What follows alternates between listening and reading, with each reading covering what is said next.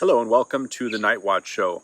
I'm broadcasting from a remote location, and you may hear various sounds of distraction, as well as you may witness various attacks from bees and flies and other flying insects, as I'm in an area that is completely overrun with wildlife at this current moment, also under extreme heat and in direct sunlight.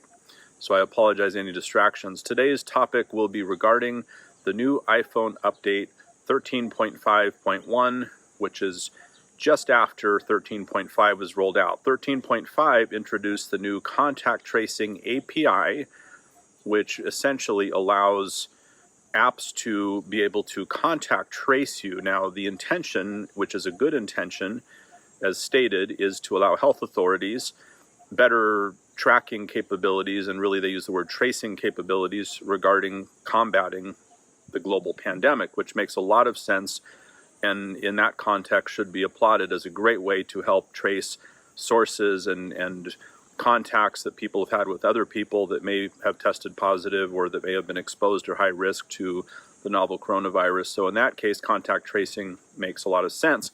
However, by having contact tracing embedded in iPhones, and I've also heard that the same has happened with Android devices, I have not confirmed that myself directly, but on iPhones I sure have.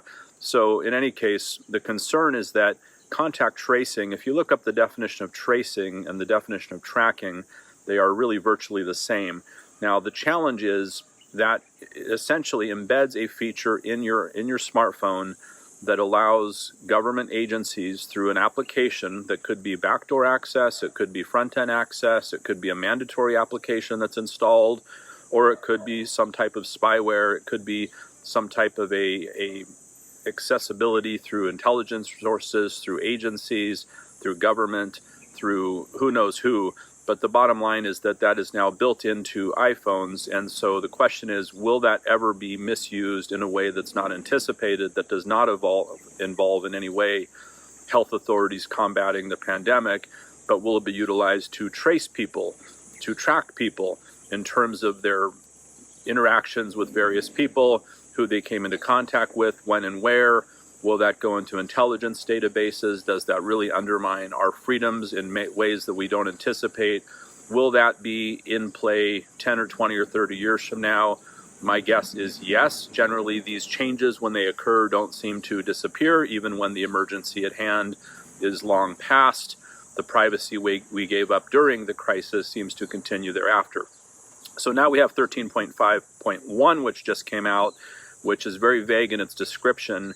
Essentially, Apple explains the update as involving security and bug fixes, and that's pretty much all the details I could find. Now, right after 13.5 came out, my iWatch had an update within a few days, my Mac had an update within a few days, and now with 13.5.1, I'm expecting more updates to follow for other devices. So here's the issue I want to bring up. One of the things I really love about my iPhone XS Max Pro that I've used just intensely, I'm being now attacked by various flying insects, so apologize for any flinches, and I may even have to jump now and then. So in any case, really love the iPhone. It's been the best iPhone I've ever had, and one of the main reasons I could say that is it has a great camera, and in addition to that, it has an incredible battery life. Literally, I could use the iPhone XS Max Pro from early morning, 7 a.m. until 2 in the morning, use it heavily, make videos, use the internet, Wi-Fi, everything you could imagine, very intensely, and very late at night, even 1, 2 in the morning, still have plenty of battery life. Plug it in, wake up the next morning, and battery life is fully recharged, ready to go, and it would last the entire day. I hear some type of a giant truck heading my way, so hopefully I'm not blocking anybody's transit here.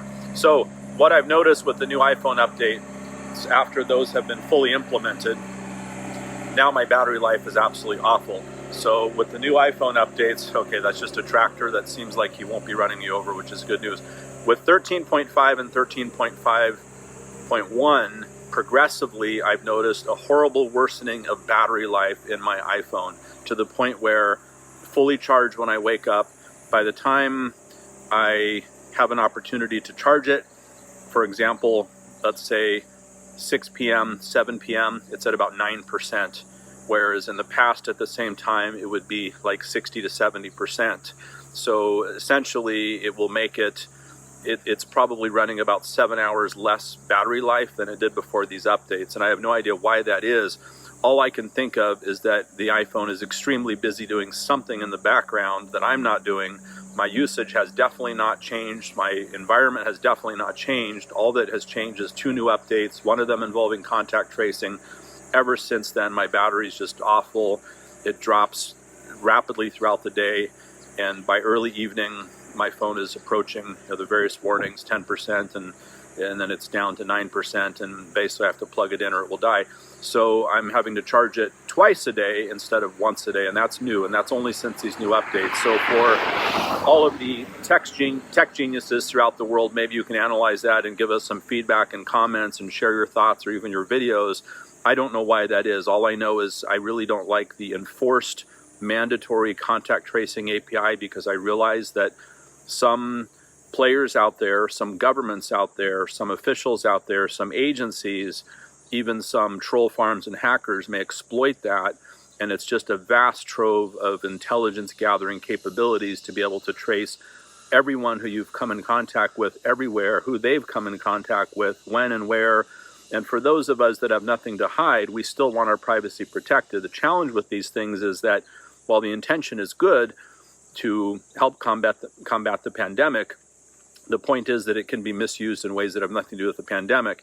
And the point is also that even if it is misused for good causes in terms of fighting serious high-level crimes, violent crimes, and who knows what else, even though it can be used for the greater good in that context by law enforcement and intelligence, it can also be misused by governments, by intelligence agencies, and even by troll farms, hackers, whoever, in ways that do not involve criminals, that do not involve violence, that do not involve enforcement of serious level, high-level crimes, but it could potentially just jeopardize all of our privacy. A lot of these things that end up happening seem to not really affect the criminals, the criminal masterminds of the world. They seem to affect the average law-abiding citizen doing nothing wrong that suddenly has no privacy, and the true villains of the world seem to get away with what they're doing without any limitations or interference through these new losses of privacy.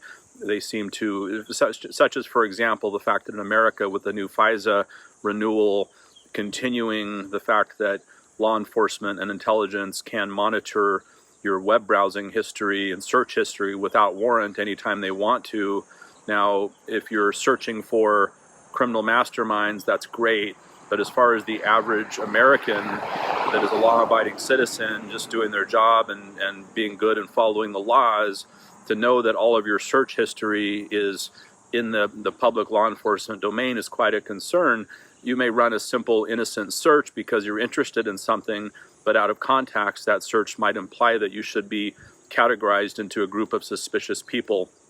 Like regarding the current protests across America, if you'd run some searches into protests, Minneapolis, corrupt police, for example, you type that in there, suddenly it looks like maybe you're interested in protesting, and maybe you're targeting corrupt police in some way, and maybe you need to be watched more closely. And then here comes contact tracing. Let's see who this person knows, who everyone they knows, who they know, and let's put together a web and have all of the machine learning, AI, intelligence bots kind of follow them around forever. So essentially 13.5.1, I've noticed no difference other than horrible battery life.